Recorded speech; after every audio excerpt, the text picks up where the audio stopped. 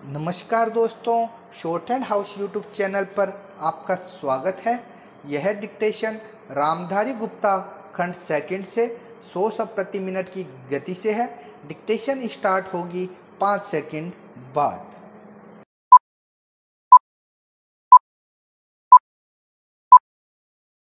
Start. महोदय, जब हम भारत की संपदाओं और उत्पादन के उपादानों के संदर्भ में भारत की अर्थव्यवस्था की चर्चा करते हैं तो उस समय अनिवार्य रूप से उपयुक्त टेक्नोलॉजी से संबद्ध प्रश्न उठ खड़े होते हैं।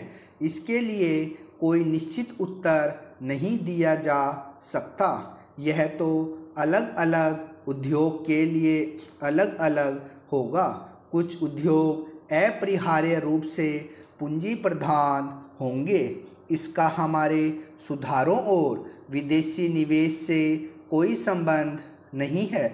हमारे अपने सरकारी क्षेत्र में स्थापित कई उद्योग बहुत ही पूंजी प्रधान हैं। ऐसे भी कई क्षेत्र हैं जहां उत्पादन के श्रम प्रधान तरीकों का उपयोग होता है और वे प्रतियोगिता का सामना भी करते हैं। सारी दुनिया में हम आज यह देख रहे हैं कि एक जगह वेतन अधिक होने के कारण तथा दूसरी जगह सस्ते विकल्प होने के कारण उद्योग अपने स्थान बदलते रहते हैं। यह बात एक दूसरे से कतई भिन्न क्षेत्रों पर लागू होती है, जैसे वस्त्र उद्योग, चमड़े का सामान, इलेक्ट्रॉनिक्स और कई अन्य उद्योग। अन्य स्थानों से आकर भारत में जो निवेश किए जा रहे हैं वे ठीक इन्हीं कारणों से किए जाते हैं और ये उद्योग बड़ी मात्रा में रोजगार प्रदान करेंगे। यह आर्थिक निर्णय लेने की स्वाभाविक प्रक्रिया का अंग होता है। ऐसा सोचना अनुभवहीनता ही कहा जाएगा कि भारत में पूंजी प्रधान उद्योगों की स्थापना लोग जानबूझकर करें, बिना इस बात पर विचार किए कि दोनों देशों में आपेक्षिक मूल्य और हमारे सुस्थापित तुलनात्मक लाभ क्या है। उसी के साथ जहां पूंजी प्रधान टेक्नोलॉजियां और उच्चतर उत्पादकता तथा वेतन साथ साथ चलते हैं, उनका हमें स्वागत करना चाहिए, उन्हें टालना नहीं चाहिए। अंतिम निर्णय तो बाजार की शक्तियों पर निर्भर करेगा। मुझे ऐसा कभी नहीं लगता कि हमारे उद्यमी निर्णय करने में किसी से कम कुशल है। तथापि यहाँ पर जोर देना अप्रासंगिक नहीं होगा कि टेक्नोलॉजी का चुनाव अत्यंत सावधानीपूर्वक किया जाना चाहिए। इस संदर्भ में विदेशी टेक्नोलॉजी का आयात करने वालों को देश में उपलब्ध टेक्नोलॉजियों की भी सावधानीपूर्वक जांच करनी चाहिए। सामान्य रूप से टेक्नोलॉजी का विलयन और अंगीकरण उतना महत्वपूर्ण नहीं होता जितना टेक्नोलॉजी को तैयार करने की क्षमता पैदा करना। हमारे पास क्षमताएं हैं और इस क्षेत्र में हमें अपनी संपदाओं का इष्टतम उपयोग करना चाहिए। वास्तव में तो अपने ही देश में विकास और अनुसंधान करने का स्थान और कुछ नहीं ले सकता।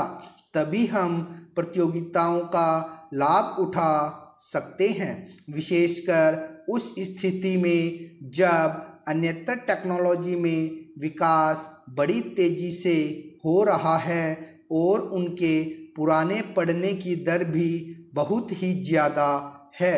यह बात पूरी तरह स्वीकार की जाती है कि नियंत्रणों और परमिटों की प्रणाली से ईमानदारी का खात्मा हो जाता है। उदारीकरण प्रक्रिया का तात्पर्य इन नियंत्रणों को समाप्त करना है। मुझे यह देखकर सचमुच बहुत खेद होता है कि इस संक्रमण काल में जब हम लाइसेंस राज से उदारीकरण की प्रणाली की ओर बढ़ रहे हैं, संरचनात्मक समायोजन हो रहा है। महोदय, पिछले कुछ वर्षों से पर्यावरण की सुरक्षा के बारे में एक उत्साहजनक जागरूकता देखने को मिल रही है। जैसे जैसे हम अपने विकास का खाका बनाने लगे हैं, वैसे वैसे यह बात अनुभव की जाने लगी है कि वह अपने बूते पर खड़ा रह सके और पर्यावरण की दृष्टि से भी उपयुक्त हो। अपने देश की जनता के प्रति हमारा यह दायित्व है कि हम अपनी प्राकृतिक संपदा की रक्षा करें अपने प्रयासों द्वारा, और यदि आवश्यक हो तो विदेशी टेक्नोलॉजियों का उपयोग करके हमें पर्यावरण के विनाश की समस्याओं को हल करने की चेष्टा करनी चाहिए। असल में तो मैं यहाँ बताना चाहूँगा कि भारत इस दिशा में पीछे नहीं है, क्योंकि उन्होंने अब तक जिन टेक्नोलॉजियों का प्रयोग किया है वे विनाशकारी रही और उन्हें तुरंत छोड़ देने की आवश्यकता है। वे भी नई टेक्नोलॉजियों की खोज कर रहे हैं, इसलिए हम उनसे बहुत पीछे नहीं हैं। कमोबेश हम उनके साथ साथ ही है। इसलिए हम सब के लिए, अन्य देशों के लिए भी और हमारे देश के लिए भी यह संभव होगा कि हम मिलकर समूचे विश्व के लिए, इस पृथ्वी ग्रह के लिए अपना योगदान दें, ताकि मिलजुल कर सहयोग से हम पर्यावरण की रक्षा के उपाय ढूंढ सकें। ब्राज़ील में 2 वर्ष पहले हुए विश्व पर्यावरण शिखर सम्मेलन में जिस कार्यसूची 21 को हमने स्वीकार किया था, वह इस बात का अच्छा उदाहरण है और मुझे विश्वास है कि इस कार्यसूची के अनुसार काम किया जा रहा है। यद्यपि कोई भी काम बिना कठिनाइयों से भरा नहीं होता, विशेषकर जब इसे जटिल विश्व में एक जटिल स्थिति में लागू करना पड़े। परंतु मुझे विश्वास है कि स्थिति आशाजनक है और यह आशा बढ़ती जा रही है। और जहाँ तक विश्व के पर्यावरण के भविष्य का सवाल है, वह पहले जैसा अंधकारमय नहीं है। ऐसी टेक्नोलॉजियों को अपनाना संभव होना चाहिए जिनसे पर्यावरण के बेहतर स्तर कायम हो सके, प्राकृतिक संसाधनों को संरक्षण मिल सके और व्यर्थ पड़ी चीज़ों की बेहतर व्यवस्था हो सके। पहल करने के ऐसे कई उदाहरण मिलते हैं जिनसे पर्यावरण को होने वाले खतरे को रोका जा सका है और लागत की दृष्टि से भी वे प्रभावकारी सिद्ध हुए हैं। इस बड़े चिंतनीय विषय पर विचार करते समय हम सबको मिलजुल कर प्रयास करना होगा। हमारी सांस्कृतिक परंपरा विशेष रूप से प्रकृति और पर्यावरण के प्रति मैत्रीपूर्ण रही है, इसलिए हम अपने देसी ढंग से भी इस दिशा में बहुत कुछ कर सकते हैं।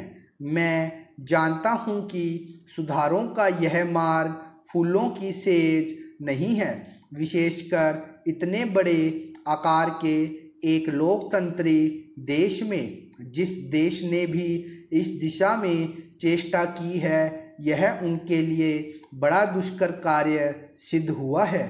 मुझे इसके बारे में कोई भ्रम नहीं है और राजनीतिक दृष्टि से भी इस मार्ग का चुनाव करना एक कठिन कार्य था।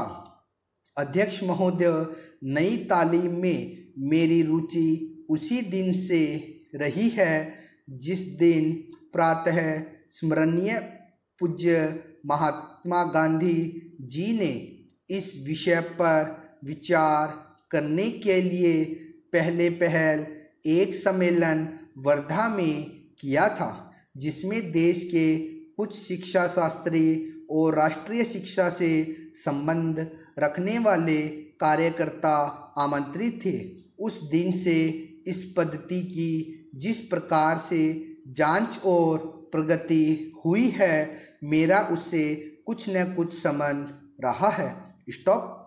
इसका बार बार लिख के अभ्यास कीजिए तथा इसे ट्रांसक्राइब जरूर कीजिए।